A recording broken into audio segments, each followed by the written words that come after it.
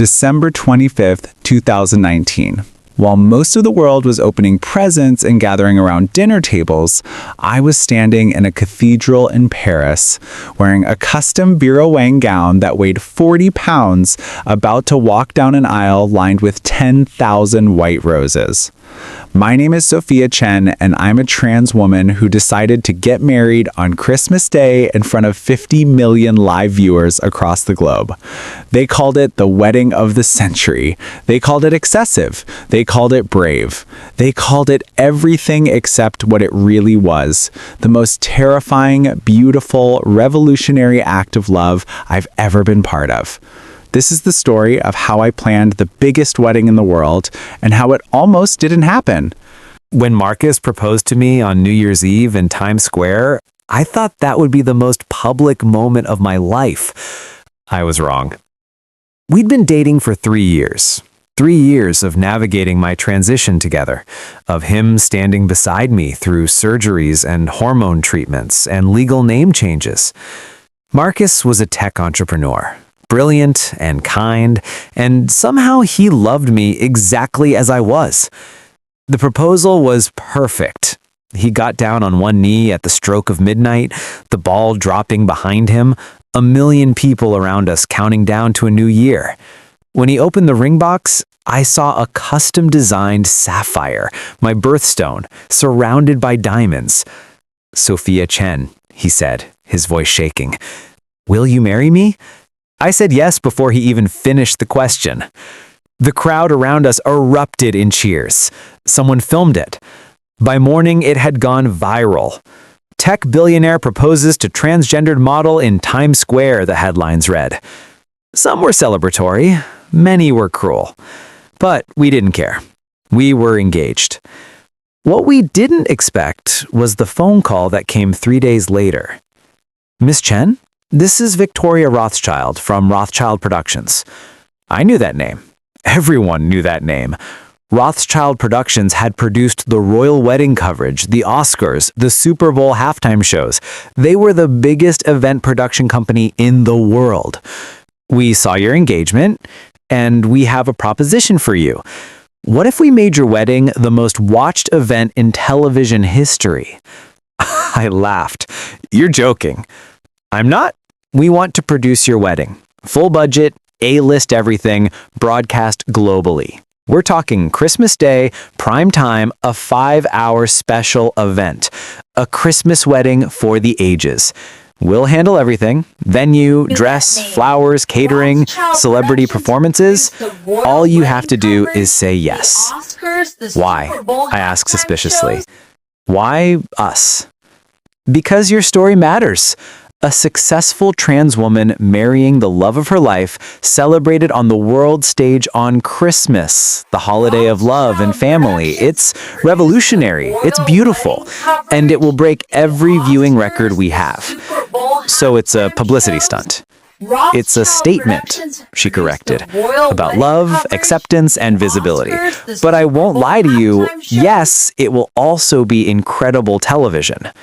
We're prepared to offer you $10 million for the rights." I nearly dropped the phone. Marcus and I fought about it for 3 weeks. "It's insane," he said, pacing our apartment. "We're talking about turning the most intimate day of our lives into a circus." "It's not a circus, it's a platform." "For what? So people can judge us, criticize every detail? Turn our wedding into a debate about trans rights?" "Our wedding already is a debate about trans rights," I shot back. "Whether we want it to be or not. At least this way, we control the narrative. We show millions of people that trans women can have fairy tale weddings, that we deserve love and celebration just like anyone else. At what cost, Sophia? Our privacy? Our dignity?" My privacy died when I transitioned publicly. The moment I started modeling as an out trans woman, I became public property. People already have opinions about me, about us. This is a chance to show them something beautiful, instead of just giving them something to criticize. He sat down heavily on the couch. "I just wanted a normal wedding. Just us, our families, our friends. We can never have normal, Marcus. Not in this world. Not yet. But we can have extraordinary. He looked at me for a long moment. Is this what you really want? I thought about every trans kid who'd never seen someone like them get married. I thought about every family struggling to accept their trans child. I thought about every person who thought people like me didn't deserve happiness. Yes, I said, this is what I want. He took my hand. Then let's give them a wedding they'll never forget. Planning the biggest wedding in the world was exactly as chaotic as you'd imagine. Rothschild Productions assembled a team of 50 people. We had wardrobe designers, florists, choreographers, lighting directors, security coordinators, and publicists. Every detail was scrutinized, planned, and replanned. The venue took 3 months to secure. We wanted something iconic, historical, beautiful. We settled on Notre Dame Cathedral in Paris, but then it caught fire in April, so we pivoted to Sacré-Cœur. The French government had to approve it. The Catholic Church had opinions. It became an international diplomatic negotiation. My dress was designed by Vera Wang herself. We had 6 fittings. The final design featured 10,000 hand-sewn crystals, a 20-foot train, and cost more than most people's houses. When I first tried it on, I cried for an hour. "You look like a princess," Vera said softly. "I feel like an imposter," I admitted. "Why?" "Because girls like me don't get to be princesses. We get to be punchlines." She took my hand. "Not today. Today, you're changing that story." The guest list was a nightmare. We wanted our families and friends, about 200 people. The network wanted celebrities, influencers, and public figures, another 500.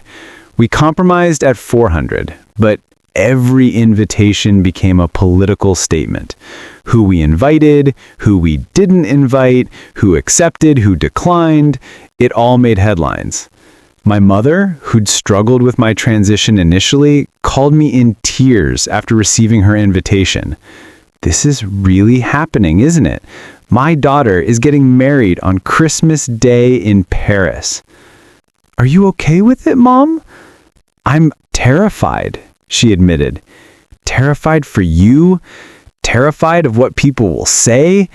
Terrified I'll mess something up on camera. But I'm also so proud I could burst. You're my daughter, Sophia, and you deserve this fairy tale." Not everyone was supportive. Marcus's father refused to attend, calling the wedding a mockery of the institution of marriage. 3 of my extended family members declined. We received thousands of hate messages online. Someone started a petition to cancel the broadcast. But we also received thousands of messages of support. Trans kids sent me drawings of my dress. Parents thanked us for showing their children that love was possible. A grandmother in Iowa wrote, "I didn't understand my grandson's transition until I heard your story. Thank you for helping me see him." Those messages kept me going through the darkest moments. We arrived in Paris 5 days before the wedding. The city was decorated for Christmas, lights on the Champs-Élysées, markets in every square, the Eiffel Tower sparkling against the winter sky. But I couldn't enjoy any of it. I was a bundle of nerves running on coffee and anxiety. The press was everywhere. Paparazzi followed us to every venue check, every rehearsal, every dinner. Entertainment Tonight did a daily countdown segment. The hashtag Christmas Wedding was trending globally. And then the protests started. Conservative groups gathered outside Sacré-Cœur, holding signs that said things I won't repeat. They called me a man. They called the wedding blasphemous. They said we were destroying the sanctity of Christmas. I watched the news coverage in my hotel room and felt my resolve crumbling. I can't do this, I told Marcus. We should cancel. We should just go to a courthouse and... Sophia, he took my face in his hands. Look at me. Those people out there, they don't matter. What matters is us, our love, and the millions of people who are going to watch us celebrate that love and realize that trans people are just people, human beings who deserve happiness. What if I mess up? What if I trip walking down the aisle? What if my voice cracks during the vows? What if people see me and just see a man in a dress? Then they're blind, he said firmly, because when I look at you, I see the most beautiful woman in the world. I see my future wife. I see the person I want to spend the rest of my life with. I kissed him, tasting salt from my own tears. We have 4 more days, he whispered. We can do anything for 4 days. Christmas Eve was supposed to be quiet. A small dinner with our wedding party, early to bed, rest before the big day. Instead, I got a call at 9 p.m. from Victoria. We have a problem. My stomach dropped. What kind of problem? The Archbishop of Paris is threatening to block the ceremony. He's calling it sacrilegious, says allowing a trans woman to marry in a Catholic basilica violates church doctrine. He's demanding we move locations or cancel. I felt the room spin. Can he do that? Legally, it's complicated. We have permits, government approval, everything we need. But he's making a lot of noise, and the last thing we need is a religious controversy the night before the wedding. What do we do? I'm working on it, but Sophia, you should prepare yourself for the possibility that we might need to find a new venue. At the last minute. I hung up and immediately called my mother. Mom, it's all falling apart. No, it's not, she said calmly. You're panicking. Breathe. The Archbishop is trying to cancel us. We might not have a venue tomorrow. Then you get married somewhere else. In a hotel ballroom, in a garden, on the street if you have to.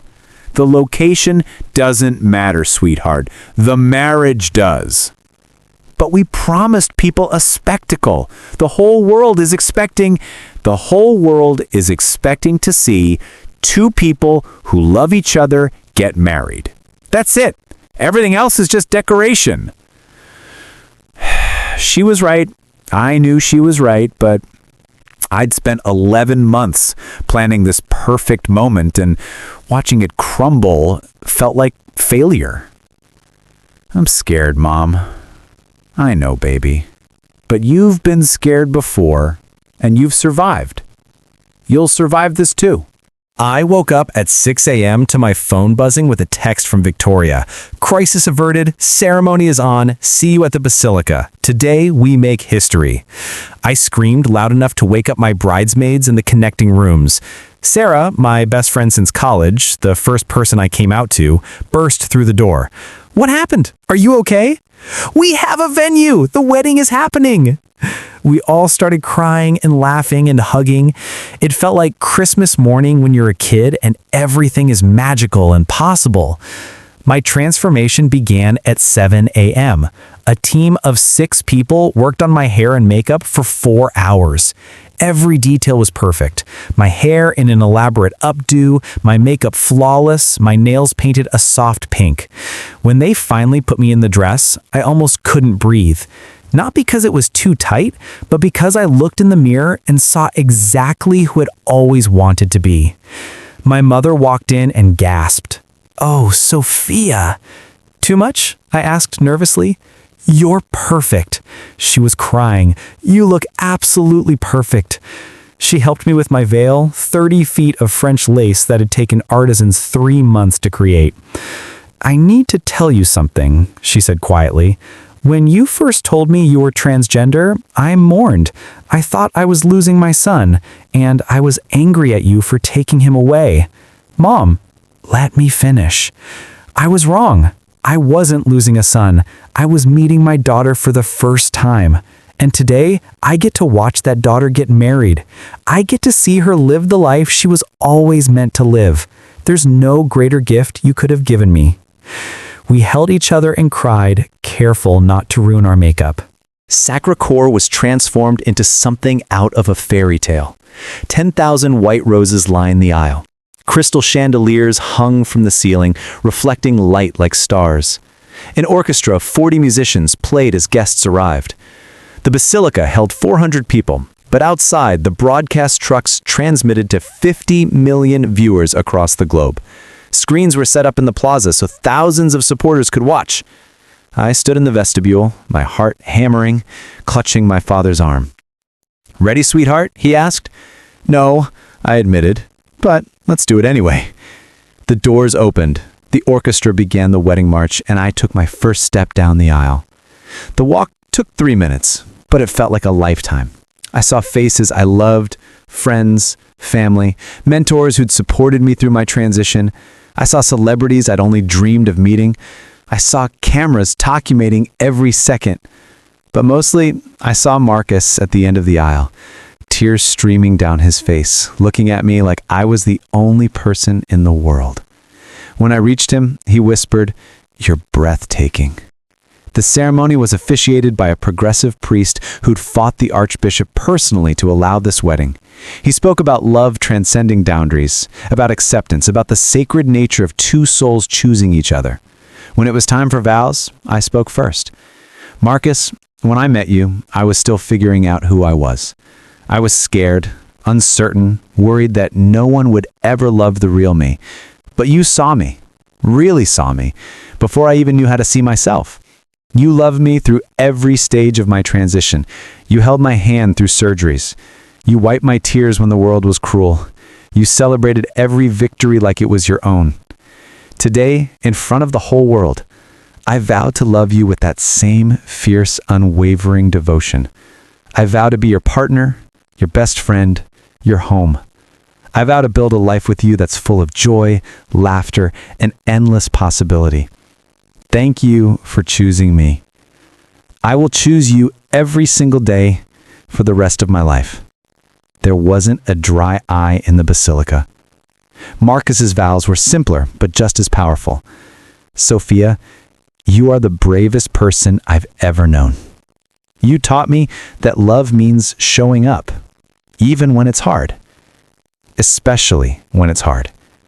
I vow to show up for you every single day. I love you. I'm so proud to marry you." When the priest said, "You may kiss your bride," Marcus dipped me dramatically and the basilica erupted in applause. We were married. I was a wife. The reception was held at the Palace of Versailles.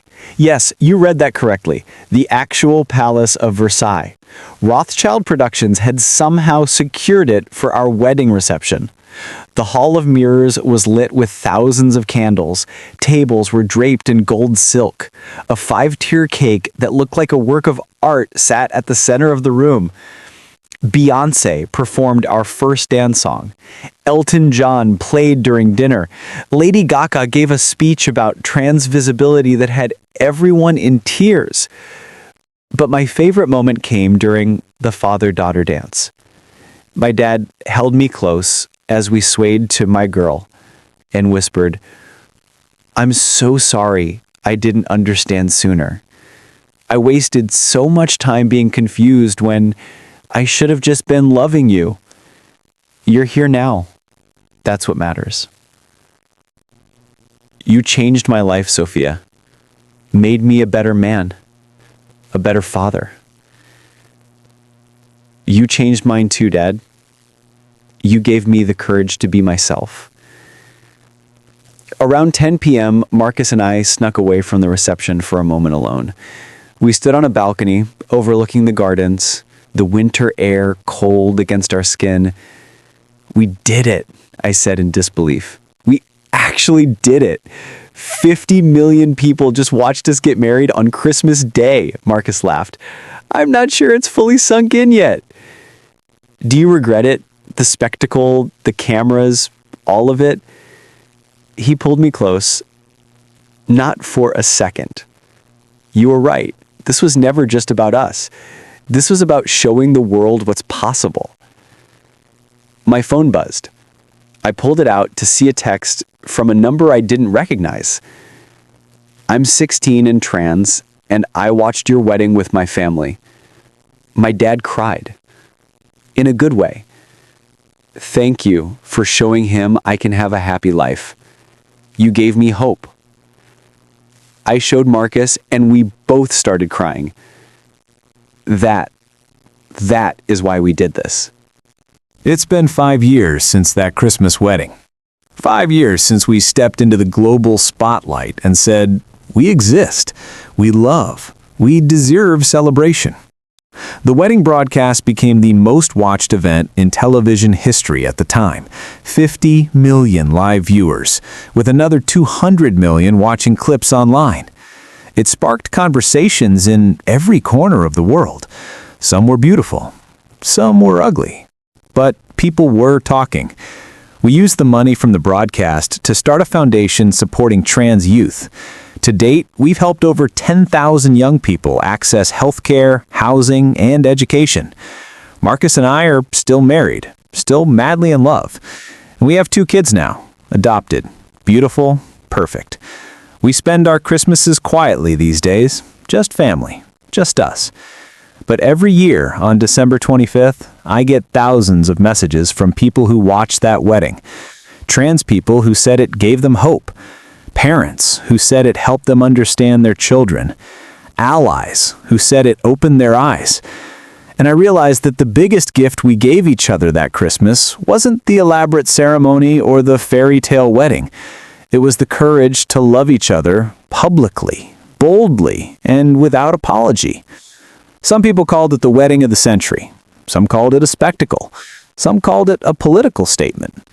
But to me, it was simply the day I married my best friend, showed the world who I really am, and proved that trans women can have their happy endings too.